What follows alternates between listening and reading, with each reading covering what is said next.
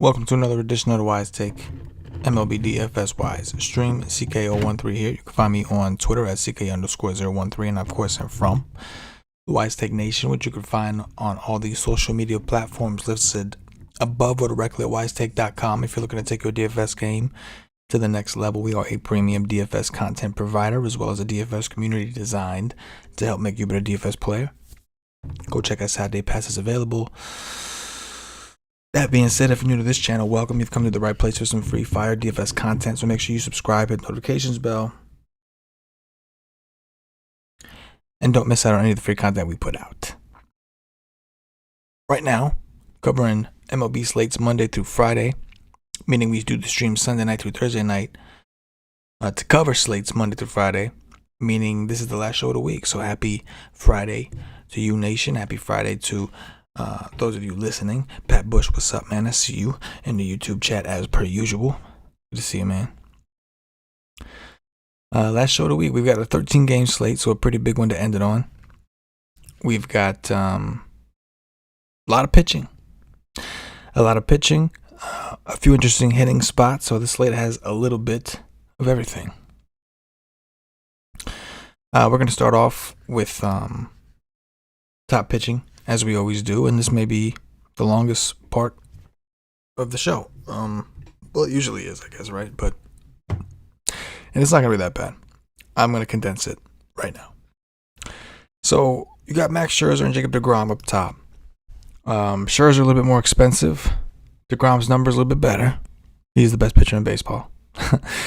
Even looking at xFIP, Scherzer is also beat by Brandon Woodruff, which is kind of interesting. But listen, these guys are fine. It's not going to be a doubleheader. It's going to be a full regulation game. He's at home against the Giants. We talked about it last night before the game got rained out. The Giants have a 188 ISO, a 320 WOBA, and a 106 WRC plus against righties, but they also have a 26.8% strikeout rate.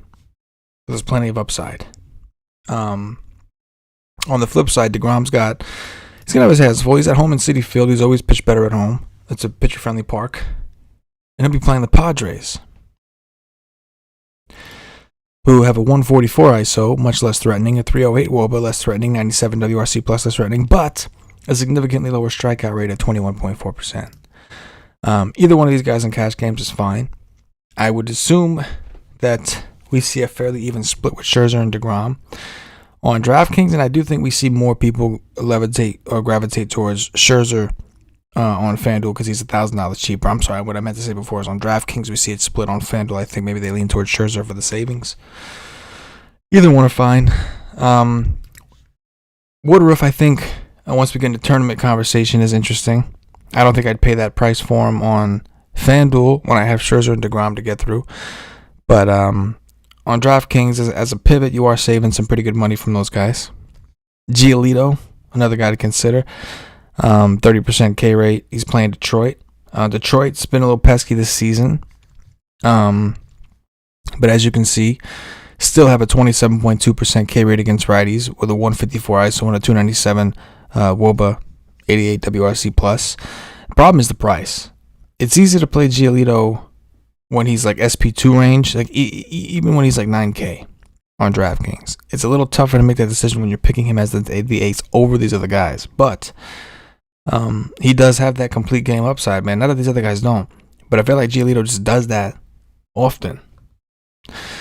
We've got Clayton Kershaw against the Rangers. The Rangers have a 23.5% K rate against lefties. Not as high as last year, but they do have a lowly 134 ISO, 291 WOBA, 86 WRC plus. He's fine. He's 9-8. You're saving some money, but you're still not in SP2 range. Blake Snell against the Mets. He just dominated the Mets in their last meeting. He gets another crack at them. We know the Mets have not had good numbers against lefties, and thanks to Blake Snell, that strikeout rate's crept up to 25% against lefties. He's fine in Citi Field. Very good pitcher-friendly park on the other side of deGrom. Then that's the SP1 conversation, right? And there's probably one or two more guys that we can get into. I'm going to end it there.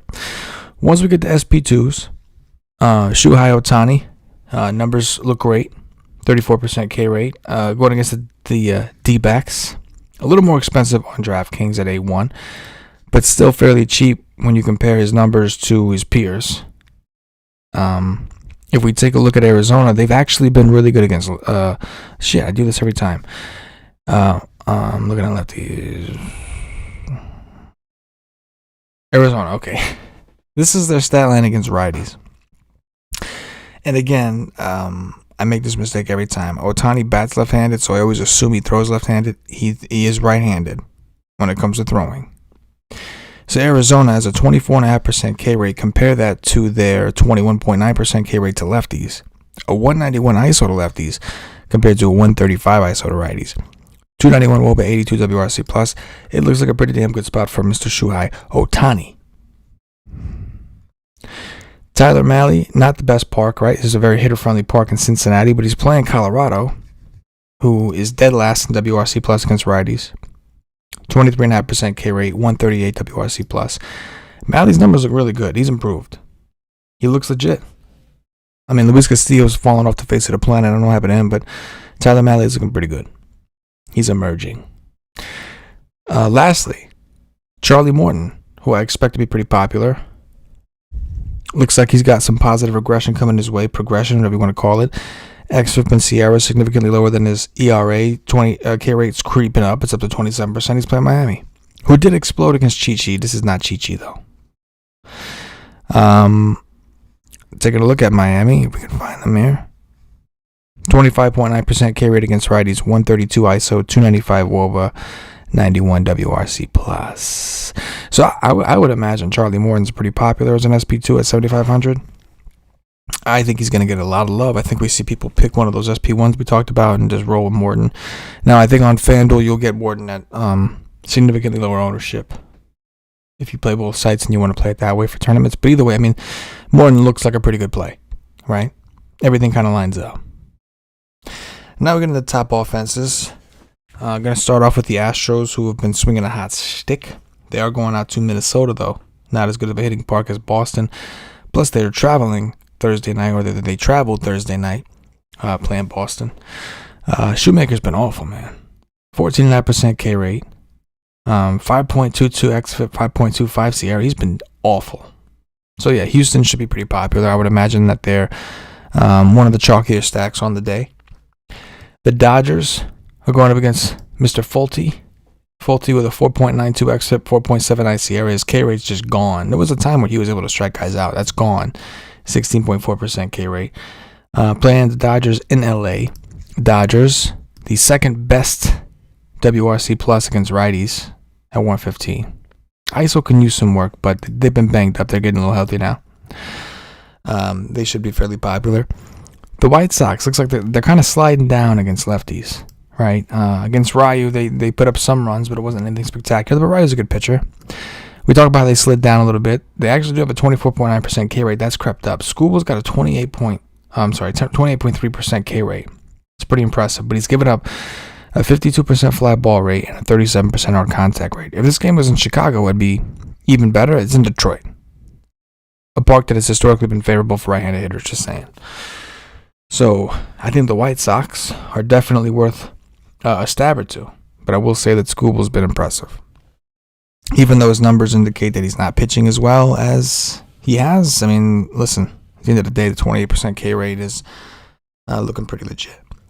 The Reds are at home, Great American Small Park, against Kyle Freeland, who's got the worst numbers on the slate, 11% K rate, xFIP in the sixes. We did check the Cincinnati, not as good against lefties as I would have thought. Matter of fact, they're third worst in WRC plus with a 294 WOBA, 155 ISO. But looking at their team, I mean, I see no reason. I know they're missing a couple players too, but I see no reason that they shouldn't be doing the ultimate dirt. Nick Castellanos, Eugenio Suarez. They got some guys. Now, I do recognize that Winker's been one of their best hitters, and he's left-handed. They got to have something to do with it. But the Reds look pretty interesting as well. Last but not least, I don't think this one's going to be crazy popular, but it's just something we talked about last night, and now it's going to have virtually no ownership. And that's the Nationals against Desclafani. And I bring it up for the BVPers, the BVP truthers out there, because the Nationals, as bad as their offense is this year, and it is bad. This is the numbers against righties. 23% K rate, 132 ISO, 296 WOBA, 85 WRC plus. It is bad. So many of their players, most of them through like different teams, have really good BVP against Esclafani. I'm talking like Starlin Castro. It's going to be hard to click Starlin Castro's name on a slate this big. It was hard enough to have done it on a small slate if the game wasn't canceled, so it'd be difficult. But a lot of these guys, if you look into it, have some pretty good BVP against Esclafani. All right, things to watch. Baltimore against Ryan Yarbrough. This game's in Tampa, so it's not a good park for hitting. Yarbrough's been decent, but we talked about how good Baltimore's been against lefties. We stacked them up against David Peterson, in the article that I read at WiseTake.com, and ended up working out pretty well. So I think it's interesting. Yarbrough is decent pitcher. The park's not great. This is in Baltimore. I would make a stronger push for Baltimore, but it is in Tampa. But a 182 ISO, a 20.4% K rate, 353 WOBA, and a 127 WRC plus against lefties. Let's keep an eye on that. Justin Dunn against the Indians. Dunn, I keep waiting for it to come. I keep waiting for the progression to come. A 3.18 ERA, but a 5.52 xFIP, a 5.07 Sierra, and a 196 batting average balls in play. At some point, this is going to start to turn. That's crazy, though. 53% fly ball rate and a 34% hard contact rate. One of these teams is going to blast them. Is it Cleveland? Hard to imagine, as bad as their offense is. But it's coming at some point, right? Keep an eye on that. Last but not least, Sandy Alcantara, I did kind of skip over in the SP1 conversation. He's been solid. xFIP and Sierra are good. K rate's not as high as those other guys, and that's why we had to kind of leave him out of that list.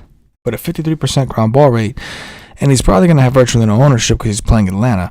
Rightfully so. While Atlanta does strike out at a 25% clip, they do have a 195 ISO and a 324 MOBA. So against righties, so we want to keep that in mind. But keep an eye on him. It's definitely an interesting, low-owned potential play. Like I said, if he was cheaper, I'd have been more interested, I think. But we have just so many good pitchers. But something to keep an eye on. Time for some dog watch. I'm going Jose Abreu, number 1 from the White Sox against Skubal. Cody Bellinger against Fulte as the outfielder. So we didn't feel the outfielder wild card. Go figure, another outfielder. I'm going Nick Castellanos. I talked about him a little bit before. He's going to round out the dog watch. That's going to do it for this edition. The final edition of the week of the MLB Wise stream. Don't forget to check out my article, my core plays article at WiseTake.com. Check out Paulie D's dirt sheet.